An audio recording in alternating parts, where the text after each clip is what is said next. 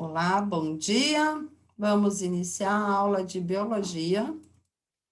E a aula hoje é sobre as proteínas e as enzimas, mais parte bioquímica, mas também entra bastante biologia. Então, as proteínas são um tipo de substância formada a partir de um conjunto de aminoácidos ligados entre si, através das ligações denominadas de ligações peptídicas. Em outras palavras, as proteínas são compostas por moléculas de carbono, hidrogênio, oxigênio e nitrogênio.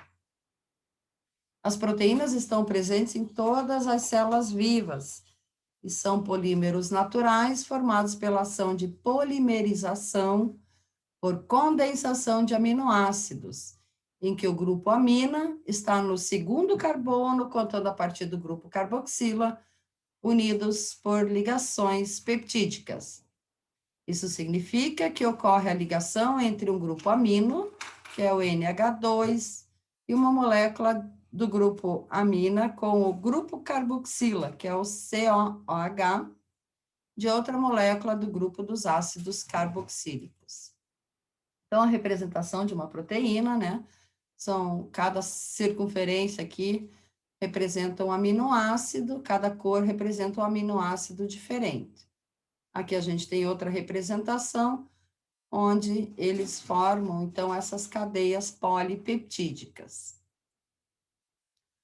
Então, o aminoácido, ele tem o carbono central, que eles chamam de carbono alfa, a ele está ligado o grupo amino, que é o NH2, o grupo carboxílico, que é o COOH, e o hidrogênio.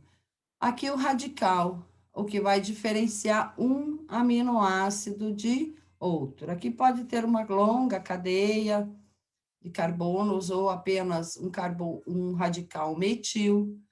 Então, são 20 aminoácidos diferentes que se diferenciam por esse grupo radical. E a ligação peptídica vai ocorrer entre o grupo amino de um lado, de um aminoácido, com o grupo carboxílico de outro. Então, daqui vai sair um hidrogênio, né? Do grupo amino sai o hidrogênio, aqui sai o grupo OH, ou seja, a cada ligação peptídica vai haver a liberação de uma molécula de água. Quando as proteínas são produzidas no nosso organismo, vai sair uma molécula de água. E quando ocorre a degradação, por exemplo, quando a gente se alimenta de carne contendo, né, as proteínas, o nosso organismo ele vai precisar de uma sequência diferente de aminoácidos. Então, tem que ocorrer primeiro a digestão, ou seja, a degradação, e aí tem que haver a presença de água para um hidrogênio entrar aqui no grupo amino e o grupo OH entrar no grupo carboxílico. É preciso destacar que existe apenas 20 tipos de aminoácidos, os quais se ligam de forma variada para originarem diferentes proteínas.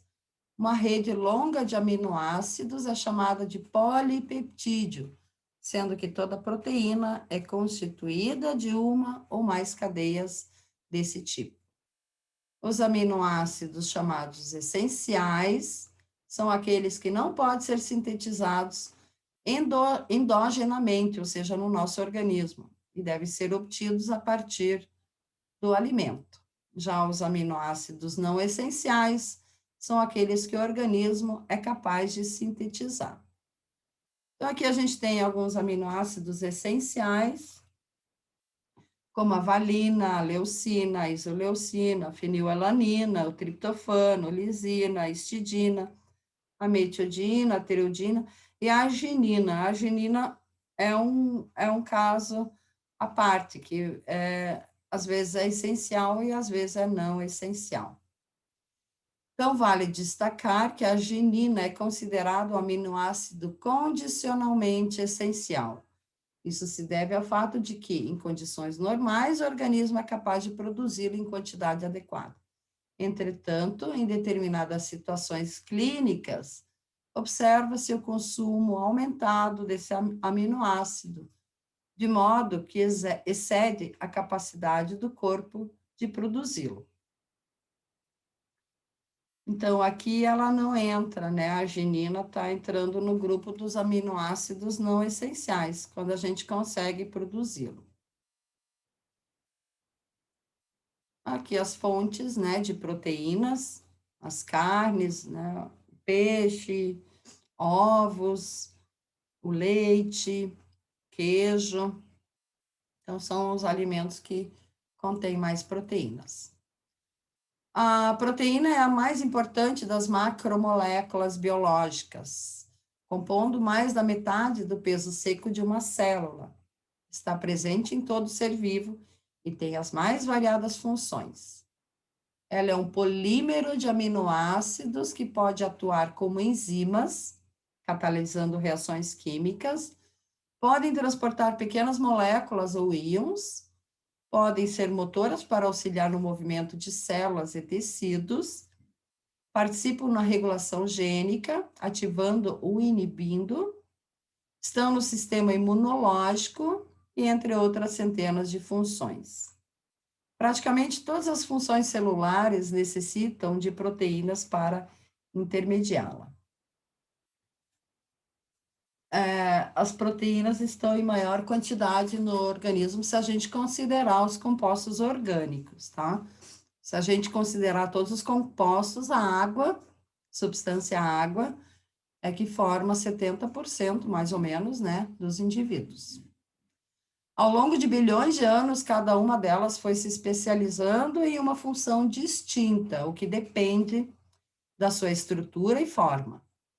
Uma proteína é um grande polipeptídeo, ou seja, resíduos de aminoácidos estão ligados entre si covalentemente, ou seja, por ligação covalente, né? E por ligação peptídica.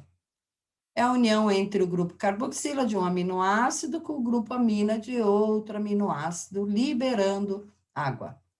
Essa sequência de aminoácidos é única para cada proteína específica e é determinada pelo gene. Lembrando que o gene, né, tem o código de como uma proteína vai ser produzida. Então, dependendo da natureza dos aminoácidos que compõem o polipeptídeo, ela pode ter estruturas diferentes. Por exemplo, estrutura primária. Ao longo da cadeia polipeptídica, os aminoácidos se apresentam de forma linear. Essa é a estrutura mais simples de uma proteína e é aquela determinada pelo gene.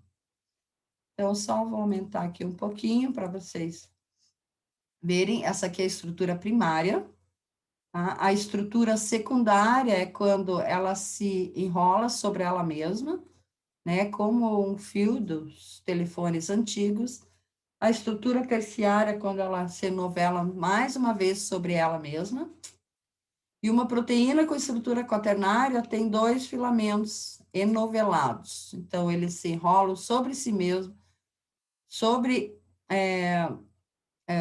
formando, então, como um novelo, né? E as duas fitas, então, enoveladas formam a estrutura quaternária. A secundária, os aminoácidos estão ligados entre si covalentemente na estrutura primária, mas as moléculas podem sofrer rotações a partir do carbono alfa, e a cadeia pode interagir com ela mesma de três formas. Alfa-hélice, formam-se ligações de hidrogênio entre os aminoácidos. As folhas betas, ligações de hidrogênio entre um aminoácido e outro, geram uma estrutura foliar e rígida. E laços, formam-se fora do dobramento da proteína. Não é uma estrutura regular no núcleo. A terciária, a forma como o dobramento da estrutura secundária se organiza no espaço de forma tridimensional. Ela é estabilizada por ligações de hidrogênio e de sulfeto, o que garante maior estabilidade à proteína.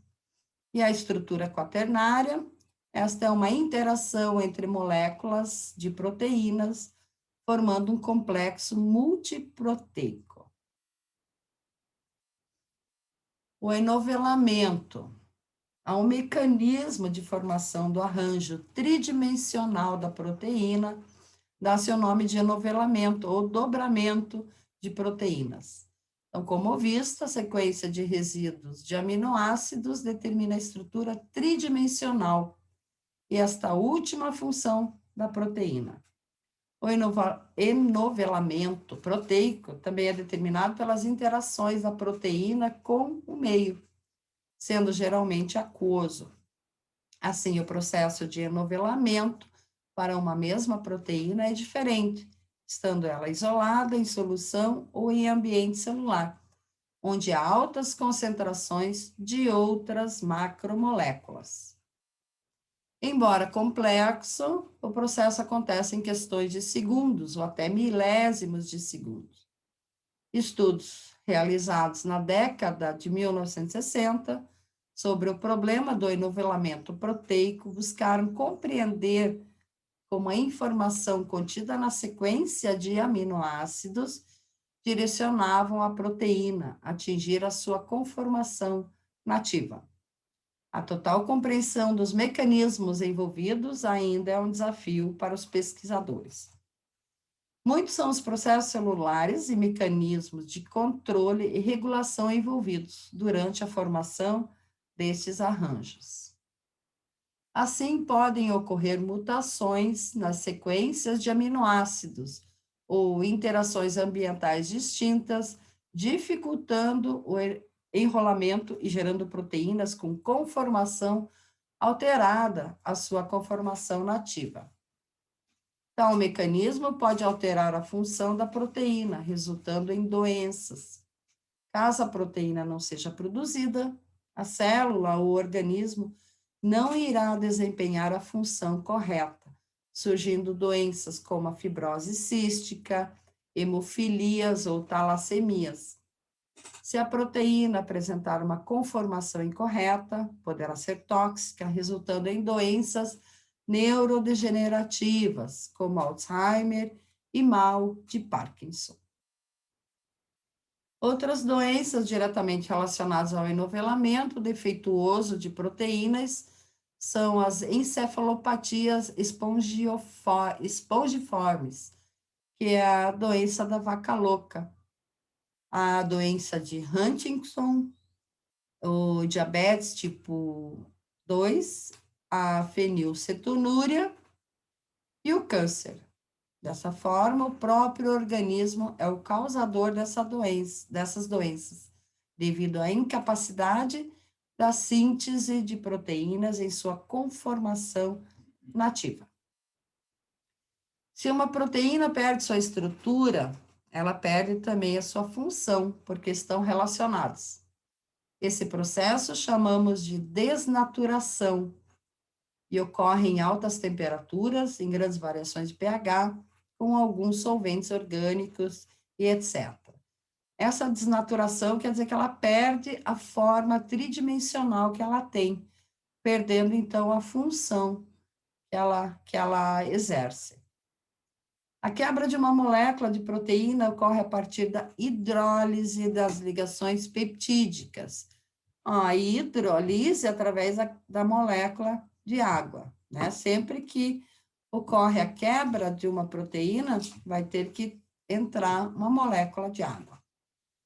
É o que acontece na nossa digestão, na qual parte ocorre no estômago com pH 2, que é altamente ácido, através da atividade da enzima pepsina, disponibilizando aminoácidos no final do processo.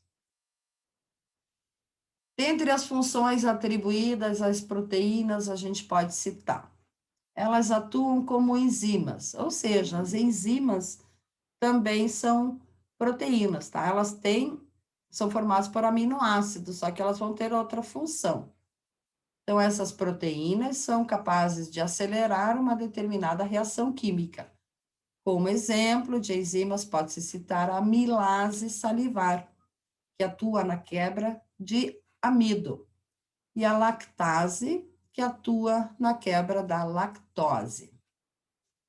A contração muscular, né? A contração muscular só ocorre graças à ação de duas proteínas, que é a miosina e a actina. Os hormônios também têm natureza proteica, né? Atuam nas mais diversas funções do organismo e, em sua grande maioria, são compostos por proteínas. Por exemplo, a insulina. Os anticorpos também são proteínas, né, que atuam na defesa do nosso corpo. A fibrina, que é uma proteína, ela forma uma rede que impede a passagem do sangue, ou seja, auxilia na coagulação. E no transporte de oxigênio e também de gás carbônico, né? A hemoglobina é uma proteína presente nas hemácias do sangue, que são responsáveis, então, pelo transporte do oxigênio e do gás carbônico. A nomenclatura dos aminoácidos naturais, ele tem código de 3 letras. A primeira letra é maiúscula e as duas próximas são minúsculas, como, por exemplo, a alanina, né? A gente representa por ala. A asparagina, que vem do aspargo. O glutamato vem do glúten de trigo. Tirosina, do grego, tiros representa ou significa queijo. A glicina, de doce, do grego glicos, né? Açúcar, doce. E as enzimas, que são proteínas especiais, né? Que fazem, são considerados biocatalisadores. Então, as enzimas são moléculas orgânicas de natureza proteica e agem nas reações químicas das células como catalisadores, ou seja, aceleram a velocidade dos processos sem alterá-los. Geralmente são os catalisadores mais eficazes, por sua alta especificidade. Sua estrutura quaternária é quem determinará sua função. A que substrato ela se acoplará para acelerar determinada reação. Nosso corpo é mantido vivo por uma série de reações químicas em cadeia, que chamamos de vias metabólicas, o metabolismo, né? Nas quais o produto de uma reação serve como reagente posteriormente. E todas as fases de uma via metabólica são mediadas por enzimas. Cada enzima é única para uma determinada reação. Para seu funcionamento eficaz, aliás, deve ter sua estrutura tridimensional conservada, a terciária e a estrutura quaternária. Ela possui uma região específica de ligação ao substrato, chamada de sítio ativo. A conformação dessa região forma um encaixe perfeito e único entre determinada enzima e um substrato, normalmente por ligações covalentes transitórias. Ao terminar a reação, ela se solta do substrato e continua perfeita em sua forma para novas atividades. Como toda proteína, ela pode se desnaturar em algumas condições, como em altas temperaturas. Por exemplo, quando a pessoa está com febre, né, acima de 38 graus, 39, a proteína ela já não atua mais, né, no nosso organismo. Ou variações de pH. Cada enzima ela vai agir num determinado pH. Se variar muito, ela vai perder a sua função. Então, como toda proteína, elas precisam de uma temperatura e pH ideal para serem ativas nas reações. Então, por exemplo, aqui a gente tem um substrato, vamos supor um açúcar, vamos supor a sacarose, que é o açúcar que a gente mais utiliza. A sacarose, ela vai sofrer digestão, né, já iniciando na boca. Então, a gente tem as enzimas chamadas sacarase. Vai terminar, a terminação do nome é que vai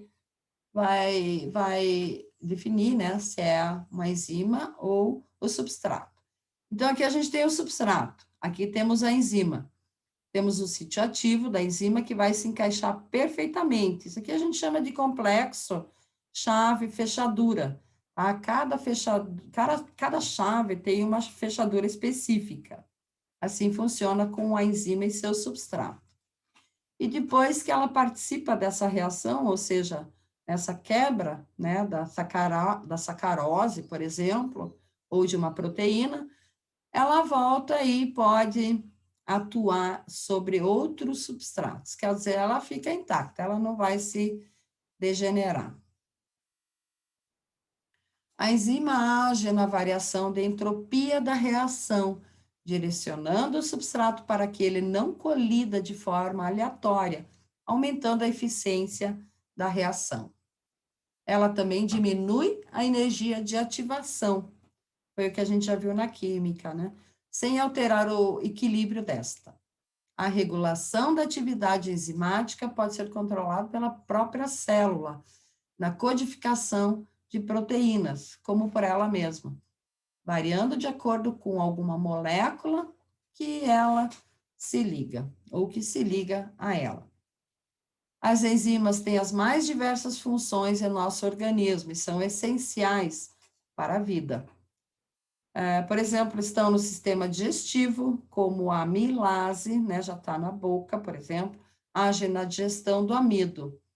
E a pepsina, que age na digestão das proteínas. As proteínas começam a ser digeridas já, aliás, só no estômago.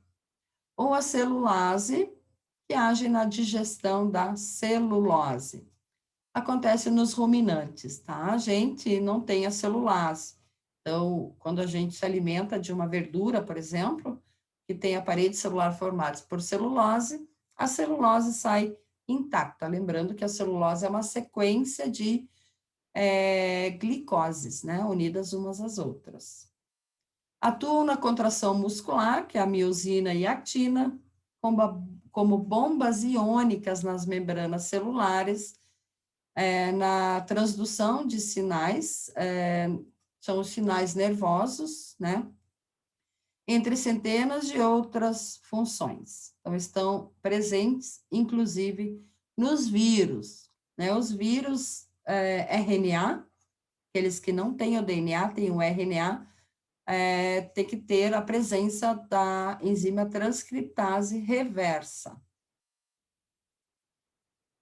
E voltando aqui, só mostrando que, né, o caminho da reação, e aqui a energia, então, para que a reação química aconteça, com a presença de catalisadores, a energia de ativação é diminuída.